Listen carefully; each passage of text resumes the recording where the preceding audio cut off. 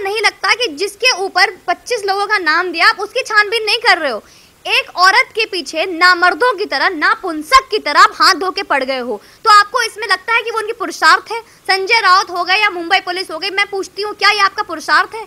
ये आपकी मर्दानगी है कि एक औरत के पीछे आप हाथ धो के पड़ गए हो? ये है आपकी मर्दानगी? मैं ललकारती हूँ उनको, मैं आवाहन देती हूँ ऐसे लोगों को कि आप सामने, और मैं थूकती हूँ ऐसे बॉलीवुड की जो अपनी फीमेल एक्ट्रेस है उनके ऊपर और उन शिवसेना की औरतों पे कि एक औरत के ऊपर जाति की जा रही है और तुम उल्टा उसको चप्पल मार रहे हो, उसकी फोटो पे आग लगा रहे हो। कंगना रनौत के लिए कोई खड़ा नहीं हो सकता, पाल घर के साधुओं के लिए कोई आवाज नहीं उठाता। तो ये लोग जो मराठी, जो हिंदू हैं, मैं उनको ललकारती हूँ कि उठो, जागो। अगर अब नहीं जागोगे तो कब जागोगे? किस बात का भय है, किस बात का डर है आपको? आवाज उठाओ। नमस्कार दोस्तों, स्वागत है आपका यूथ मीडिया टीवी पर। कंगना रनौत आज जो हिंदुस्तान की शेरनी है, रानी लक्ष्मीबाई, आज वो मुंबई पहुंचने वाली हैं। तो इन्हीं सब मुद्दों पर बात करेंगे। जो शिवसेना के संजय राउत धमकी दे रहे थे, राजद्रोह का केस तक लगा दिया कंगना रनौत पे और बीएमसी भेजकर उनका ऑफिस तोड़ने की भी कोशिश करी गई है शिवसेना द्वारा। इन्हीं सब मुद्दों पर बात करने के लिए हमारे साथ मौजूद है सुमन पांडे जी। तो आज कंगना रनौत पहुंच रही है मुंबई, इस चीज को कैसे देखती, क्या माहौल होगा उस वक्त? जी कोई माहौल नहीं होने वाला है। बस माहौल ये है कि जो कुत्ते हैं वो भौंकेंगे, जिनकी जो औकात है वो अपनी औकात में रहकर ही भौंक सकते हैं। तो संजय राउत, संजय जो अपने आप को पता नहीं क्या समझता है, वो इंसान एक औरत को हरामखोर जैसी गाली देता है। उसके घर में खुद माँ बहन नहीं है क्या? उन्होंने महाराष्ट्र को गाली नहीं दी, महाराष्ट्र की जमीन को गाली नहीं दी, और ये मुंबई सरकार की पहले तारीफ करती थी, मुंबई पुलिस की पहले तारीफ करती थी, और आज जैसे कंगना रनौत दी इसको थूक रही हैं, जैसे मुंबई पुलिस पे उंगली उठा रही हैं, मुंबई सरकार पे उंगली उठा रही हैं, ऐसा पूरा भारत देश उंगली उठा रहा है। तो आज क्योंकि ये पूरे भारतवासी को चुप नहीं करा सकता ये संजय राउत या महाराष्ट्र सरकार, तो एक इंसान को पॉइंट आउट करके हम सबको टारगेट कर रहा है कि हम सब भी चुप हो जाएं, डर जाएं कि हम लोगों के साथ भी कुछ ना कुछ ऐसा करेगा। लेकिन हम लोगों के साथ जनता का मुंह बंद नहीं करा सकता, लेकिन हाँ, कंगना रनौत को चुप कराने के लिए इस तरह की चीजें कर रहा है। पर उससे भी नहीं हुआ, जब इतनी सारी चीजें, फिर बोलता है जबड़ा तोड़ देगा। एक औरत के बारे में बोलता है कि जबड़ा तोड़ देगा, अपने शिवसेना अपनी औरतों से फोटो चलवा रहा है। तो मैं पूछना चाहूंगी बीएमसी से, जैसे रिया चक्रवर्ती को सुशांत सिंह का सपना आया था और उठ के चली आई राजदीप सरदेसाई के साथ इंटरव्यू देने के लिए, पीआर बनाने के लिए, क्या बीएमसी को भी सपने आए थे? किसके सपने आए थे इनको सपने आए थे शिवसेना के, उद्धव ठाकरे के, आदित्य ठाकरे के, या मुंबई पुलिस के, या महाराष्ट्र पूरे सरकार के सपने में आए थे? इतने दिन से सो रही थी बीएमसी, इतने दिन से म्यूनिसिपैलिटी को ये नहीं पता था कि कहाँ इलीगल और अनऑथराइज्ड काम हो रहा है। अचानक से रातों रात इनको सपना आता है और यहाँ पे जाके छापा मारते हैं और मेजरमेंट करना शुरू करते हैं, तोड़ने की धमकी देते हैं, नोटिस लगाते हैं, उनके दोस्तों के आसपास वाले पड़ोसियों से पूछ के उनको भी डिस्टर्ब करते हो। तो ये है बीएमसी की सच्चाई। मतलब एक आदमी को आप क्वारंटाइन नहीं करते, दूसरे इंसान को क्वारंटाइन करते हो। मतलब ये तो फिक्स है कि जो रिया चक्रवर्ती के फेवर में है, उसको, जो मुंबई सरकार के फेवर में है, जो मुंबई पुलिस के फेवर में है, वो क्वारंटाइन नहीं होगा, उसको कोरोना छू नहीं सकता। क्यों? क्योंकि वो खुद जहरीले हैं, खुद विषकन्या है, खुद खतरनाक है। तो या तो वो लोग मानते हैं कि वो विषकन्या है, वो जहरीली है, उसको कोई छू नहीं सकता। वहीं आपको लगता है कि कंगना रनौत आएगी, वो सच्ची देशभक्त है, सच्ची शेरनी है, हिंदू धर्म को फॉलो करती है, हिंदुइज्म को फॉलो करती है, तो आपको लगता है वो भारत सरकार, वो आपके महाराष्ट्र सरकार के लिए खतरनाक है। क्यों? क्योंकि आपके गलत डिसीजंस पे उंगली उठा रही है, आपके चोंचलेबाजी पे जब सवाल पूछ रही है। तो क्या अब सवाल पूछने का भी हक नहीं है? अगर आप कुछ गलत कर रहे हो तो मतलब आप अपनी मनमानी चलाओगे? तो ये है वहाँ का सच्चाई। लेकिन कंगना रनौत शेरनी है, उसने 9 तारीख को जाने का डिसाइड किया, वाइस सिक्योरिटी उसके साथ है, उसको कुछ भी नहीं होगा। और वो क्वारंटाइन कहाँ करोगे आप? क्वारंटाइन करके दिखाओ क्वारंटाइन। हम अभी भी साथ, पहले भी साथ थे, अभी भी साथ है, और अब कंगना रनौत के साथ पूरा भारत सरकार है, केंद्रीय सरकार है। और मैं अब यही रिक्वेस्ट करूंगी कि मेरे साथ सब लोग यही रिक्वेस्ट करें कि मुंबई में जो सरकार चल रही है उन्हें राजगद्दी छोड़ देनी चाहिए। क्योंकि एक टाइम था जब शिवाजी महाराज का टाइम था, हम उनकी इज्जत करते थे, करते हैं, करते रहेंगे। एक टाइम है जो पहले था कि ठाकरे थे, ठाकरे साहब थे, हमने उनकी रिस्पेक्ट किया, लेकिन अब जो है वो अपने खानदान के नाम पर कलंक है। तो अब इन्हें सरकार को अपनी गद्दी छोड़ देनी चाहिए। अब इनको यहाँ पे बैठने का हक नहीं है, और अब यहाँ पे राष्ट्रपति जो अपना प्रेसिडेंट जो रूल होती है वो लागू करना चाहिए कुछ समय के लिए, क्योंकि ये सरकार अब हमें मंजूर नहीं है। जी राजद्रोह का एक पूरा बदला लेने की कोशिश करी जा रही है कंगना रनौत से, राजद्रोह का केस लगा दिया और उन पर ड्रग्स के मामले में भी जांच करने की बात करें। क्यों ये सब पहले नहीं दिखता? ये आपको फनी नहीं लगता कि यहाँ पे रिया चक्रवर्ती, जिसके ऊपर पूरे परिवार के ऊपर इल्जाम लगे हुए हैं, जो इस एक हत्या की प्राइम सस्पेक्ट है और अब उसको जेल के अंदर डाल दिया गया है, वो जेल में है, राइट? उसका भाई जेल में है, मतलब परिवार का भाई बहन दोनों जेल में है। आपको ऐसा नहीं लगता कि जिसके ऊपर 25 लोगों का नाम दिया आप उसकी छानबीन नहीं कर रहे हो?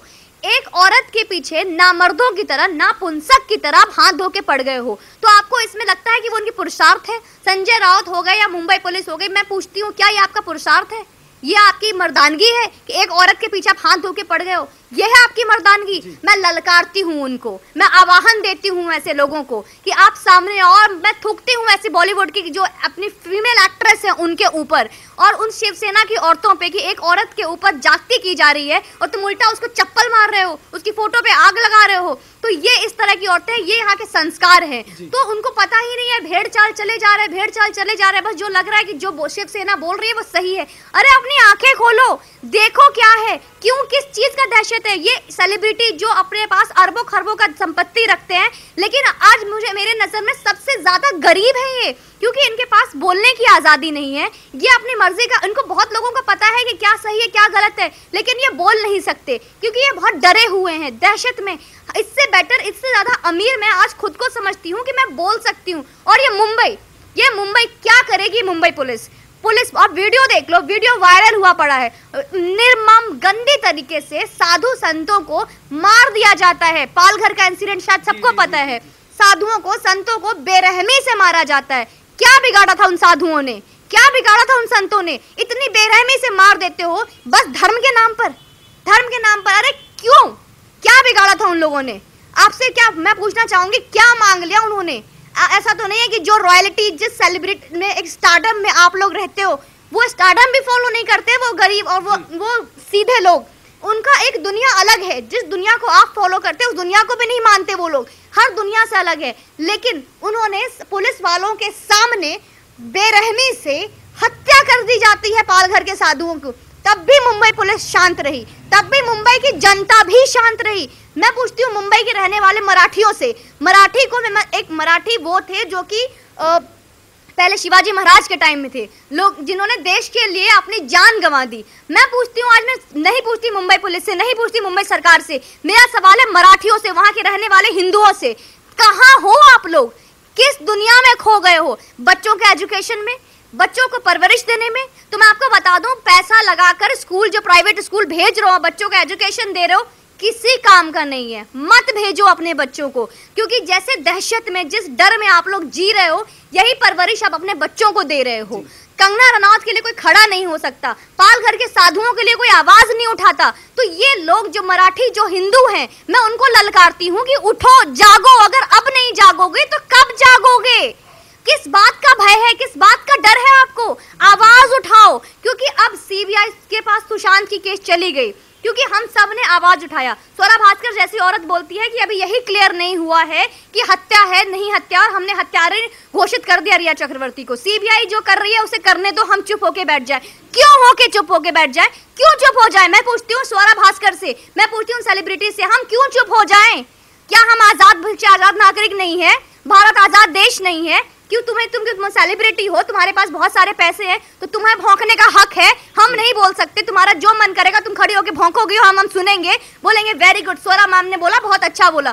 तो मैं बोलूं, ऐसे सेलिब्रिटीज को अपने मुंह पे गोबर थोप लो, क्योंकि तुम्हारी जो ये 10 किलो का जो मेकअप करती हो किसी काम का नहीं है, क्योंकि इस मेकअप के अंदर जो सच्चाई है वो एक बहुत ही गंदा और काला सच है। ऐसे लोगों को गधे के बिठा के कालिक पोतना चाहिए, क्योंकि ऐसी लड़कियां कलंक है और कुछ नहीं है। तो मेरा अभी सबसे यही आपके चैनल के माध्यम से आज मैं सबसे रिक्वेस्ट करूंगी कि जो लोग मुझे सुन पा रहे हैं, कृपया करके कंगना रनौत का साथ दे। वो भारत की शेरनी है और इसका साथ दे, सपोर्ट दे और आवाज उठाएं कि अभी जैसे सुशांत भाई का केस सीबीआई के पास गया और हम उम्मीद कर रहे हैं कि बहुत जल्दी सच्चा हत्यारा कौन है, कौन मेन इसका मुजरिम है, वो दोषी कौन है, सबको जेल होगा और एक दिन सच सामने आएगा। उसी तरीके से आवाज उठाए कि पालघर में साधुओं के साथ क्या हुआ, इसको भी सीबीआई के पास ले जाया जाए। और हमें बीइंग अ हिंदू, मैं दूसरों का नहीं जानती, जो मुझे देख रहे हैं वो जागेंगे नहीं जागेंगे, लेकिन मैं हिंदू हूँ और मुझे ये जानने का हक है कि मेरे हिंदू धर्म में मेरे साधुओं के साथ, मेरे भारत में रहने वाले एक निर्दोष साधु संतों के साथ पालघर में क्या हुआ। बॉलीवुड सेलिब्रिटीज हैं जितने भी, ये स्वरा भास्कर, तापसी पन्नू और जितने भी जो ये लड़कियों के लिए बोलने आते हैं बहुत जल्दी, वो रिया पर तो एक तरफ बात करते हैं कि रिया के साथ नाइंसाफी हो रही है, मीडिया टीआरपी के लिए उनको परेशान कर रही है, पर जहां कंगना रनौत की बात आती है, जो हिंदुत्व पर बात करती हैं, जो सच का साथ देती हैं हर वक्त, उनको गाली दी जा रही है वहां के एक मिनिस्टर द्वारा, तो उस पर कोई कुछ नहीं बोल रहा। उनको मारने की धमकी दी जा रही है कि उनका मुंह तोड़ देंगे मारकर, तब सारे बॉलीवुड वाले तब भी उनका विरोध कर रहे हैं। ऐसा क्यों? आप लोगों ने बहुत लोगों ने, जो स्वरा भास्कर हो गई, जो करीना कपूर हो गई, जो तापसी पन्नी हो गई, ये लोग किस दुनिया में रहते हैं आपको बता दूं। बहुत थोड़े टाइम पहले स्वरा भास्कर ने एक फिल्म बनाई थी वीरे दी वेडिंग, कंगना इसमें आपकी करीना कपूर थी साथ में, या अगरबत्ती जैसी शक्ल अनिल कपूर की बेटी सोनम कपूर थी साथ में। तो नेपो के जो स्टार किड्स हैं ना, वो सारे भरे हुए थे। तो करीना कपूर की अपनी तो कोई हैसियत नहीं है, अपना तो कोई ईमान नहीं है। अब क्या हिंदू लड़के मर गए थे? जाके सैफ अली खान से, अपने चाचा के उम्र के लड़के से जाके शादी किया उसने, जो खुद एक शादीशुदा है, जिसकी बेटी उसके उम्र की है। तो ऐसे जब जैसे लोगों के साथ वो है, जैसी हरकत वो कर रही है, तो इनको लगता है what will happen, we are in India and a secular country, इनका ये मानना है we are free and ये हिंदू मुस्लिम क्या होता है, ये सब एक बराबर है, क्या है, सब एक है, ये इनका मानना है। तो ये जैसे मूवी बनती है 4 more, जैसे सीरीज आते हैं इंडिया में 4 more shots, तो स्वरा भास्कर जो है ऐसे, और आपने देखा होगा डर्टी पिक्चर, और जैसे इनका एक आया था स्वरा भास्कर, कुछ बहुत गंदा सीरीज लेकर आई थी थोड़े टाइम पहले। तो इनको ये लगता है कि इस तरीके की चीज़ों को दिखाकर ये अपने आप को बहुत ज़्यादा आगे सोचती हैं कि यही एक है जो पढ़ी लिखी है। हम जैसे मैं आपसे बात कर रही हूँ, मैं बहुत अनपढ़ हूँ, मैं बहुत गंवार हूँ, मेरे पास दिमाग नहीं है, मेरे माँ बाप ने मुझे बहुत गंदी परवरिश दी है, मेरी सोच बहुत छोटी है, मैं आज भी 70 की दशक की बात कर रही हूँ। मुझे मंजूर है ये सब सुनना, और मुझे मंजूर है कि ये सारी चीजें सुनकर, अगर आप मेरी बातों को सुनकर आज स्वरा भास्कर जैसी औरत अगर मुझ पे हंस रही है तो मुझे कोई फर्क नहीं पड़ता। लेकिन जो अगर 100 औरतें मैं अगर 90 स्वरा भास्कर की तरह हैं और मुझे सुनकर अगर 10 परिवर्तन होती हैं और अपने हिंदू धर्म को फॉलो करती हैं, अपने दिए हुए संस्कारों को फॉलो करती हैं, तो मुझे खुशी होगी कि 10 लोग परिवर्तित होंगे। लेकिन ऐसी औरतें भारत के लिए कलंक है।